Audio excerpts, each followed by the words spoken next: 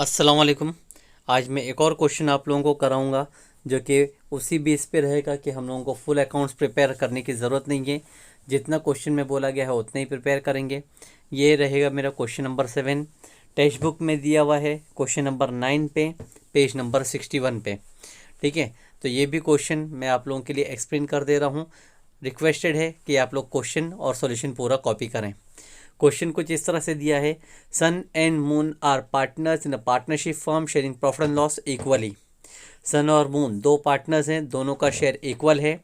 You are required to give effective of adjustment with the help of the following information. Adjustment उसका effect information को पढ़ के pass करना है। Trial balance on 31 March 19, trial balance है 31 March 19 का। Land and building asset side, furniture assets, machinery assets, लेकिन detail दिया है purchase on 1 July 18। Machinery purchase जुलाई में किया गया है, तो जुलाई से लेकर मार्च तक यानी 9 महीना ही इस्तेमाल किया गया, तो मशीन के ऊपर जब डेप्शन निकलेगा तो याद से 9 मंथ्स का निकलेगा।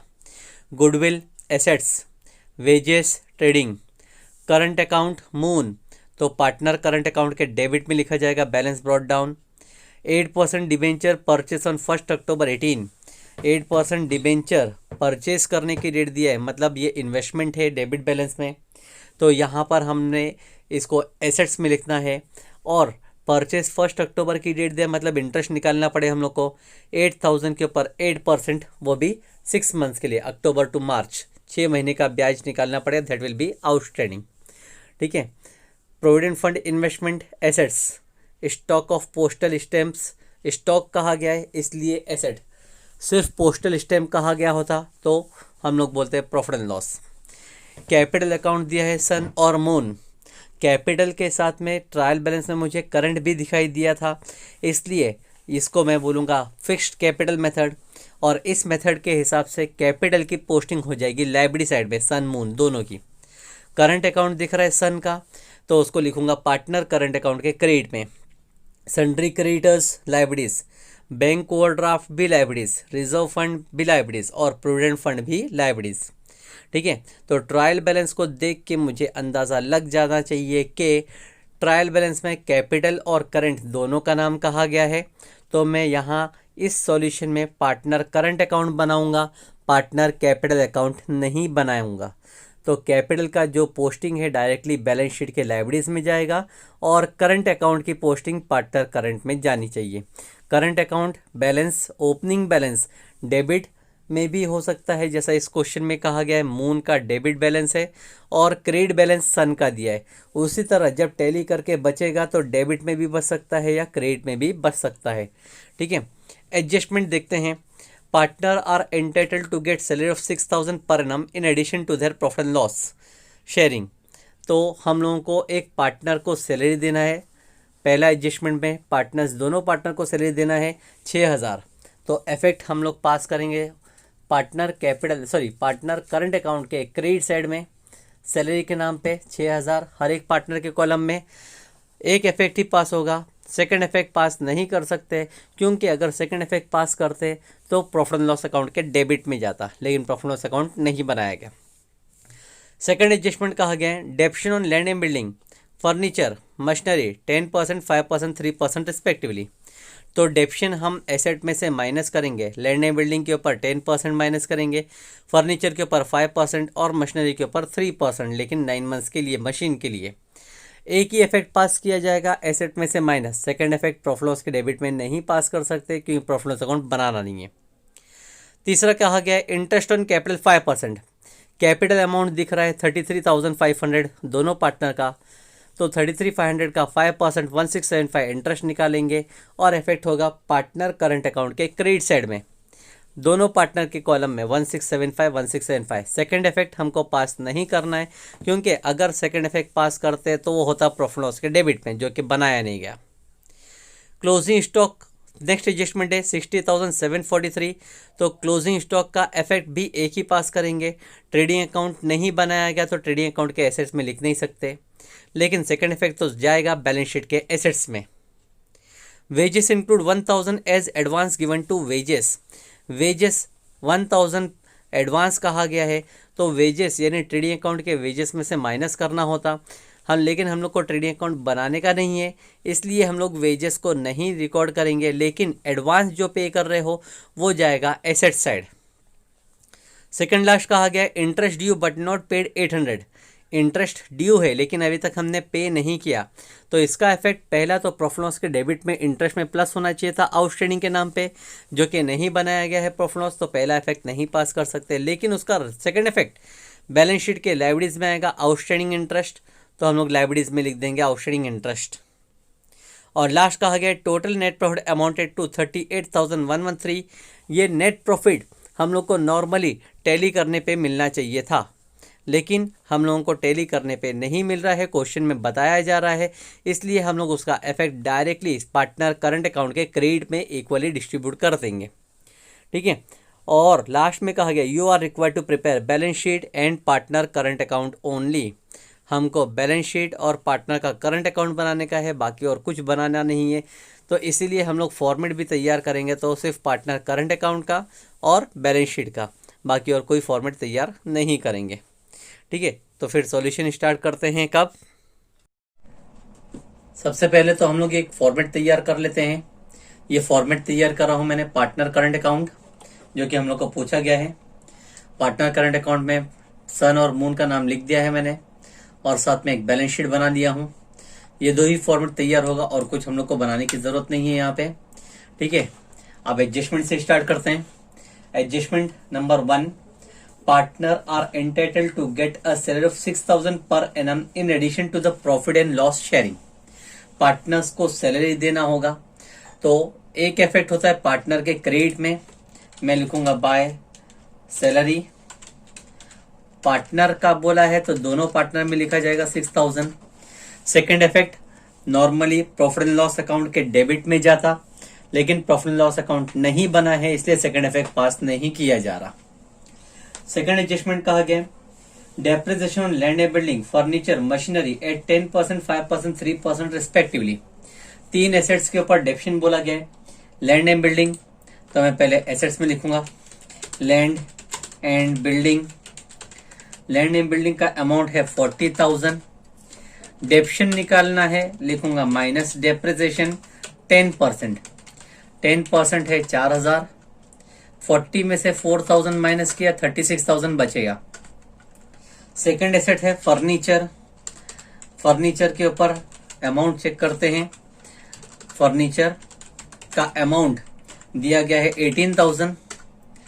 18,000 के ऊपर डेप्शन निकालने का है 5%, लिखेंगे माइनस डेप्रिसिएशन 5%। 5% 18,000 का निकालेंगे 900 आएगा, माइनस करेंगे बचेगा 17,100। उसी तरह से लिखेंगे मशीनरी, और मशीनरी का अमाउंट दिया गया है 40,000। ठीक है, अब डेप्शन निकालते हैं माइनस डेप्रिसिएशन 3%, लेकिन मशीनरी के बारे में परचेस की डेट दी गई थी क्वेश्चन में, परचेस किया गया है 1 जुलाई में, 1 जुलाई 2018 को परचेस किया गया। तो मशीनरी हम पूरा साल इस्तेमाल नहीं कर रहे हैं। मशीनरी हम लोग 9 मंथ्स के लिए डेप्शन निकालेंगे। 9 मंथ्स इस्तेमाल कर रहे हैं तो 9 मंथ्स का ही डेप्शन आएगा। 40,000 का 3% 1200 होता है। 9 मंथ्स के लिए आएगा 900, माइनस करेंगे बचेगा 39,100। ये तीनों डेप्शन माइनस किया गया। सेकंड इफेक्ट होता प्रॉफिट लॉस के डेबिट में, लेकिन प्रॉफिट लॉस अकाउंट नहीं बना है, इसलिए उसका डेप्शन का इफेक्ट पास नहीं करेंगे। तीसरा कहा गया इंटरेस्ट ऑन कैपिटल।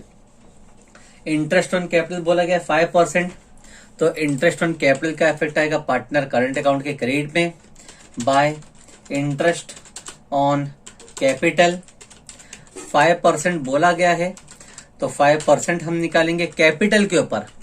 कैपिटल का अमाउंट था 33,500 मल्टीप्लाई बाय 5%। 33,500 का 5% हम लोग को निकालना है कैपिटल, दोनों का सेम है, तो अमाउंट इंटरेस्ट का निकलेगा 1675 दोनों पार्टनर का। सेकंड इफेक्ट अगर पास होता तो प्रॉफिट एंड लॉस के डेबिट में जाता, प्रॉफिट लॉस अकाउंट नहीं बनाया गया, इसलिए सेकंड इफेक्ट पास नहीं कर रहे। क्लोजिंग स्टॉक नेक्स्ट एडजस्टमेंट दिया है 60,743। क्लोजिंग स्टॉक कहा गया तो क्लोजिंग स्टॉक का इफेक्ट होता है ट्रेडिंग अकाउंट के क्रेडिट में, ट्रेडिंग अकाउंट नहीं बनाया है, उस इफेक्ट को इग्नोर करते हैं। सेकंड इफेक्ट लिखेंगे एसेट्स में, क्लोजिंग स्टॉक और अमाउंट लिखेंगे 60,743। नेक्स्ट कहा गया है wages include 1,000 as advanced given to workers. Wages में एडवांस है, तो वेजेस का एडवांस नॉर्मली ट्रेडिंग अकाउंट में से माइनस करना चाहिए, जो कि हमने बनाए नहीं है तो इफेक्ट पास नहीं कर सकते। लेकिन एडवांस वेजेस एसेट्स में आएगा, एसेट्स में लिखेंगे एडवांस वेजेस जिसका अमाउंट है 1,000। सेकेंड लास्ट एडजस्टमेंट है interest due but not paid 800। Interest due है लेकिन अभी तक हमने पे नहीं किया, तो इंटरेस्ट नॉट पेड आउटस्टैंडिंग ही कहलाएगा। इसका इफेक्ट प्रॉफिट एंड लॉस के डेबिट में आना चाहिए था, इंटरेस्ट में प्लस होना चाहिए, और आउटस्टैंडिंग है तो लायबिलिटीज में आएगा। Second effect profit and loss का इफेक्ट हम लोग पास नहीं करेंगे क्योंकि प्रॉफिट लॉस अकाउंट बना नहीं है, लेकिन लायबिलिटीज में लिखेंगे आउटस्टैंडिंग इंटरेस्ट अमाउंट है 800। लास्ट एडजस्टमेंट कहा गया total net profit amounted to 38,113। Net profit है 38,113 का, तो net profit normally profit and loss account के डेबिट में बचता है, जो कि हमने बनाया नहीं है तो अकाउंट में नहीं आएगा। लेकिन वही नेट प्रॉफिट पार्टनर में डिस्ट्रीब्यूट करना है, लेकिन बाय नेट प्रॉफिट, ठीक है, और रेशो में डिस्ट्रीब्यूट करना है। रेशो इक्वली कहा गया है, तो 38,113 को इक्वली डिस्ट्रीब्यूट करेंगे दो पार्टनर में, तो अमाउंट आएगा 19,056.5। लेकिन हमको पॉइंट में नहीं रखना है, इसलिए मैं एक पर्सन को 1 रुपया बढ़ा देता हूं, तो दूसरे पर्सन को 1 रुपया कम रखूंगा। 50 पैसा एक में बढ़ाऊंगा तो 50 पैसा एक में कम रखूंगा, ठीक है। अब पोस्टिंग करना चालू करते हैं। लैंड एंड बिल्डिंग हो चुका है एसेट्स में, फर्नीचर भी हो चुका है, मशीनरी भी हो चुका है। गुडविल लिखेंगे एसेट्स में, गुडविल जिसका अमाउंट है 2,000। गुडविल के बाद में कहा गया है वेजेस। वेजेस का इफेक्ट नहीं पास कर सकते हम, क्योंकि वेजेस का इफेक्ट अगर पास करते तो वो ट्रेडिंग अकाउंट में जाता, हमने ट्रेडिंग अकाउंट बनाया नहीं है तो उसका इफेक्ट नहीं पास कर सकते। करंट अकाउंट मून डेबिट में बोला गया है, तो पार्टनर करंट अकाउंट के डेबिट में लिखेंगे टू बैलेंस ब्रॉड डाउन, जिसका अमाउंट मून में है, सन में कुछ नहीं पास करेंगे, मून में फीड करेंगे, सन में नहीं है तो डैश कर दिए, और मून में अमाउंट है 4,000, ठीक है। 8% debentures purchase on 1 October debit side में दिया हुआ है, तो वो एसेट है, इन्वेस्टमेंट कहलाता है ये 8% डिवेंचर, और ब्रैकेट में डेट भी लिख देता हूं 1 अक्टूबर 18, ठीक है, जिसका अमाउंट है 8,000। अब अगर हम देखेंगे तो 8,000 के ऊपर 8% इंटरेस्ट मिलना चाहिए था। क्वेश्चन में साइलेंट है, कोई इंफॉर्मेशन दिया नहीं गया, तो we will assume that interest is receivable, interest मिलना बाकी है। 8,000 के ऊपर 8% निकालेंगे, लिखेंगे यहां पे प्लस आउटस्टैंडिंग इंटरेस्ट और अमाउंट लिखेंगे।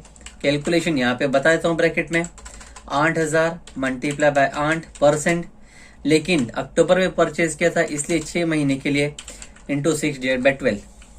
8,000 का 8% होता है 640 पूरे साल भर का, लेकिन 6 महीने का आएगा अमाउंट 320, तो 320 अमाउंट एडअप करेंगे तो टोटल इंटरेस्ट विद डिबेंचर हो जाएगा 8,320, ठीक है।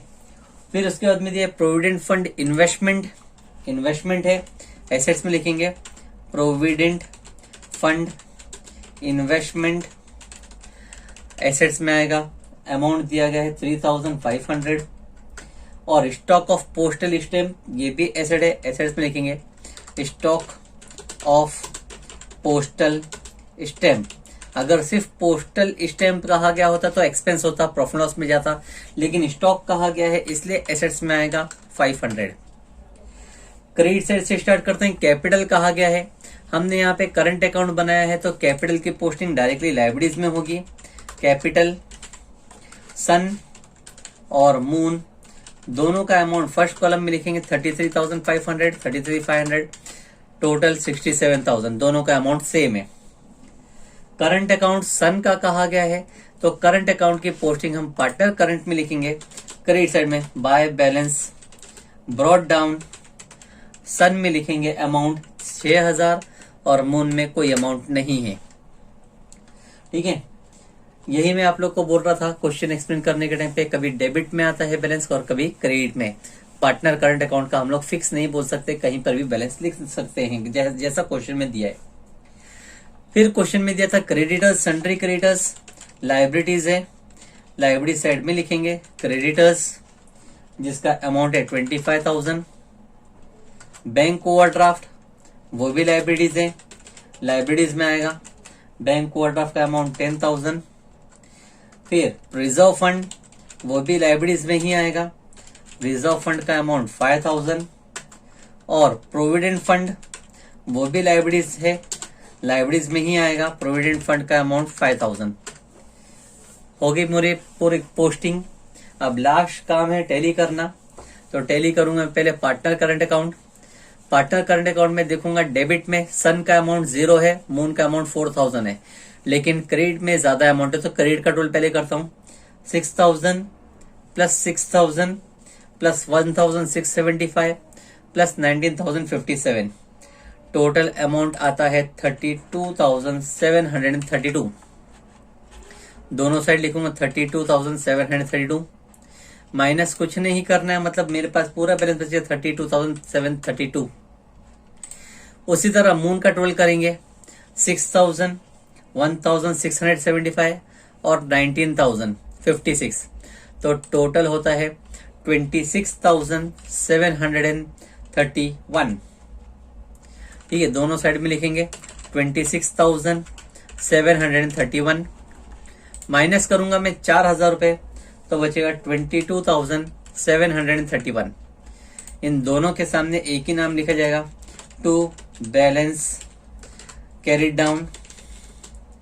और दोनों सेम जगह यानी डेबिट में बैलेंस बच रहा है, तो इसकी पोस्टिंग हम करेंगे लाइबिलिटी साइड में। हेडिंग लिखेंगे करंट अकाउंट, पहले सन और फिर दूसरा पार्टनर मून। सन का अमाउंट आया था 32,732 और मून का अमाउंट आया था 22,731। दोनों अमाउंट को टोटल करके लास्ट कॉलम में बताएंगे, होगा 55,463। लास्ट टैली करते हैं बैलेंस शीट का लाइबिलिटी साइड। 800, 67,000, 25,000, 10,000, 5,000, 5,000, 55,463, टोटल होता है 1,68,263। उसी तरह एसेट साइड का भी टोटल करते हैं 36,000, 17,100, 39,100, 60,743, 1,000, 2,000, 8,320, 3,500 एंड 500, टोटल होता है 168,263। इस तरह से मेरी बैलेंस शीट टैली हो जाएगी। एट द एंड मैं फिर आप लोगों को बोलूँगा कि ये जो मैंने अभी रिसेंटली 3 क्वेश्चन आप लोग को कराया हूँ, क्वेश्चन नंबर 5, क्वेश्चन नंबर 6 और अभी ये वाला क्वेश्चन नंबर 7, या लास्ट के 2 वीडियो और ये वाला वीडियो, ये सारे क्वेश्चन आप लोग ध्यान से करना, क्योंकि इसमें सब एडजस्टमेंट के डबल इफेक्ट पास नहीं हो रहे हैं, सिंगल इफेक्ट पास हो रहा है। ऐसे टाइप के भी क्वेश्चन आपको बोर्ड में आ सकते हैं, क्योंकि वेटेज इस साल से 12 मार्क्स का है, कम मार्क्स का है। ठीक है, प्रैक्टिस करके रखें इन चीज़ों की।